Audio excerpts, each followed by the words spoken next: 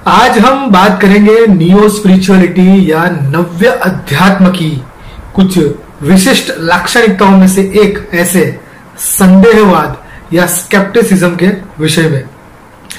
दोनों में दिख रहे साम्य और उसके सूक्ष्म भेद के बारे में। आज का अध्यात्म वैज्ञानिक होने का दावा करता है। उसमें श्रद्धा का नहीं लेकिन संदेह का महत्व बतलाया जाता है। यह भाववाद से ऊपर उठकर की गई सत्य की खोज का विषय है, ऐसा प्रस्तुत किया जाता है। तो क्या वाकई में यह अध्यात्म वैज्ञानिक है? वैसे तो यह विषय सारांश के विद्यार्थियों के साथ हुई दार्शनिक चर्चा के अंतर्गत आता है और उन्हें ही यह समझ में आ सकता है, लेकिन दर्शन की गहराई में जाने की सबको प्रेरणा मिले, इस हेतु से इसे यहाँ प्रस्तुत किया जा रहा है। यहाँ कृष्णमूर्ति जैसे आधुनिक धर्म चिंतक जो कि रहस्यवादी अज्ञेयवाद प्रस्तुत करते हैं और कांट जैसे विज्ञान चिंतक जो बुद्धिवादी संदेहवाद प्रकट करते हैं, उनके बीच का भेद स्पष्ट किया गया है। यहाँ विज्ञान का दर्शन जिसे कार्ल पॉपर ने स्पष्ट किया, उसका निरूपण किया गया है और साथ में धर्म के संदेहवादी पक्ष को भी उजागर किया है, जो खास करके नव्य आध्यात्मिकों ने व्यक्त किया और इन दोनों के भेद को स्पष्ट करने का प्रयास किया गया है। मसलन आध्यात्मिक अज्ञेयवाद और वैज्ञानिक संदेहवाद के साम्य और विषमताओं की बात यहां समझी जा सकती है।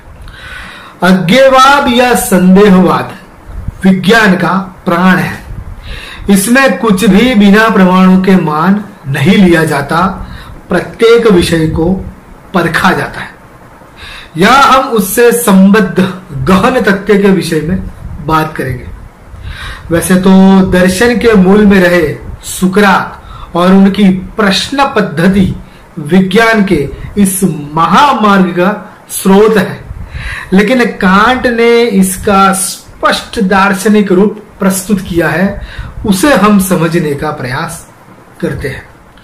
कांट के पहले दर्शन के इतिहास में एम्पिरिसिज्म और आइडियलिज्म अर्थात अनुभववाद तथा विचारवाद और बाद में रियलिज्म तथा रेशनलिज्म अर्थात वास्तववाद और बुद्धिवाद की बात हुई।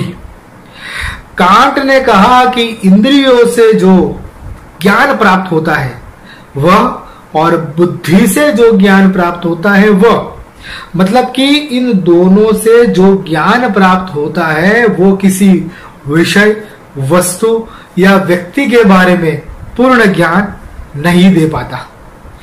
मतलब इंद्रियानुभव ज्ञान का आधार है और बुद्धि के अतिरिक्त कोई साधन नहीं है ज्ञान प्राप्ति का, लेकिन यह भी अधूरा है, अपूर्ण है।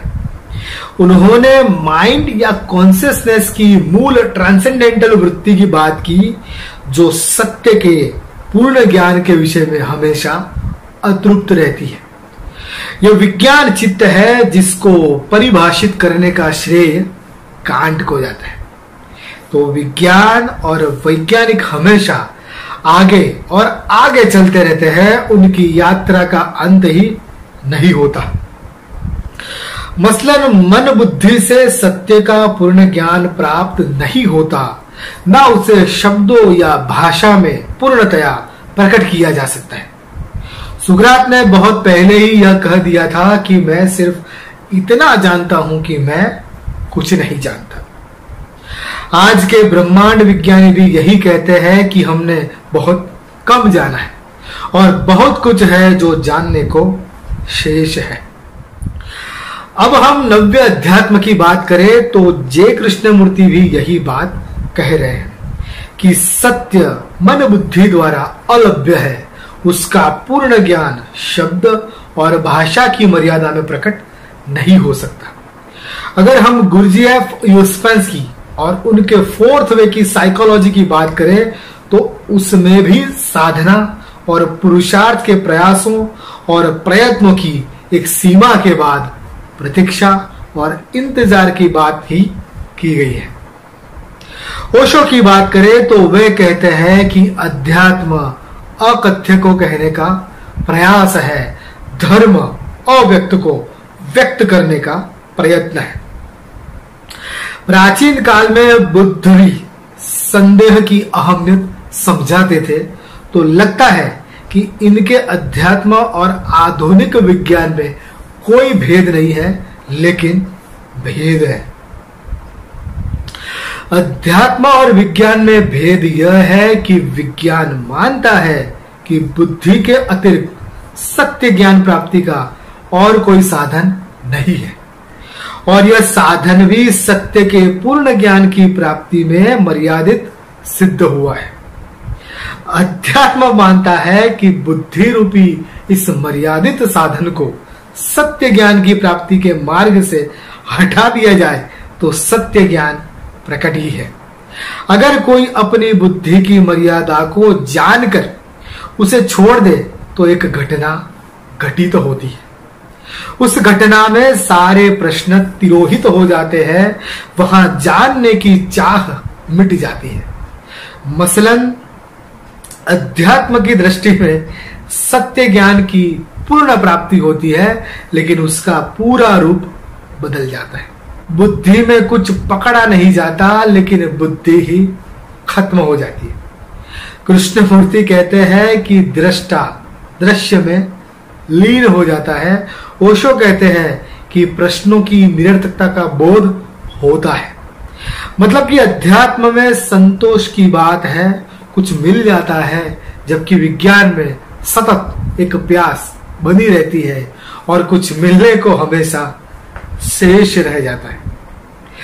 यह प्राप्ति वैसे कोई प्राप्ति नहीं है, यह पूर्णता अपूर्ण रह जाने में निहित है। यह पैराडॉक्सिकल और विरोधाभासी प्रतीत होता है। यहां उस तरह का कोई पूर्ण ज्ञान नहीं है जिससे मन बुद्धि को तृप्ति मिले, लेकिन यहां अज्ञान या अपूर्णता का भाव भी नहीं, ना खोज भी बचती है, तो मन बुद्धि अतृप्त रहते हो ऐसा भी नहीं है। यह विचित्र और रहस्यमय भाषा है जो अध्यात्म में व्यक्त होती है। इसे ना विज्ञान मानता है और ना अज्ञेयवाद। अब यह संतोष या कुछ मिल जाना, यात्रा का अंत होना, स्पिरिचुअल एनलाइटनमेंट क्या है यह समझे तो जब हम मन और बुद्धि की मर्यादा को जान लेते हैं और भाषा तथा शब्दों से सत्य को समझने का प्रयास छोड़ देते हैं, तो हमारी हस्ती केवल जैविक या सेंद्रिय बन जाती है। हमारा अस्तित्व मनुष्य का नहीं रहता, लेकिन एक आम सजीव की भांति हम इंद्रियों द्वारा जगत का एहसास करते हैं।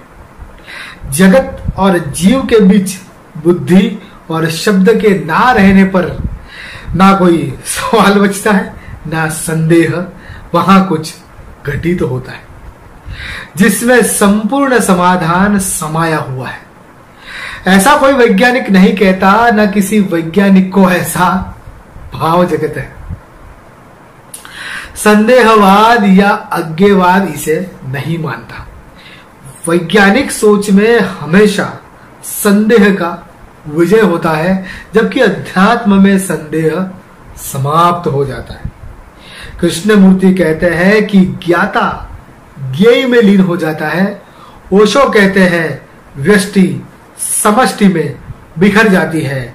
कबीर कहते हैं समुद्र बूंद में समा जाता है। यह रहस्यवाद है, मिस्टिसिज्म, जो कि स्केप्टिसिज्म से भिन्न है। यह भेद है एग्नोस्टिसिज्म और इसोटेरिसिज्म में।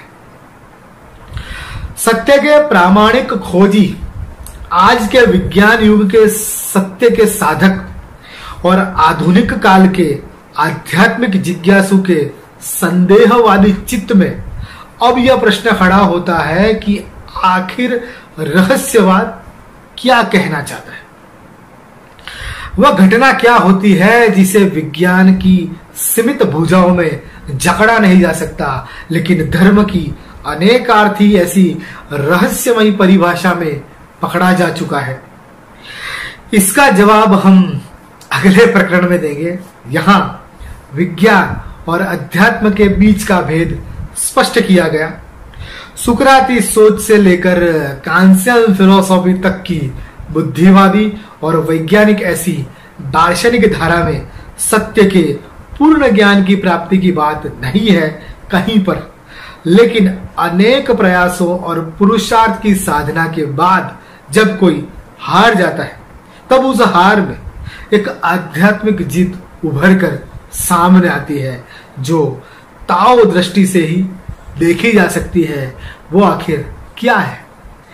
रमन महर्षि जब कहते हैं कि प्रश्नों के उत्तर नहीं मिलते, लेकिन प्रश्न ही विलीन हो जाते हैं मन से, वो दुर्लभ घटना आखिर क्या है?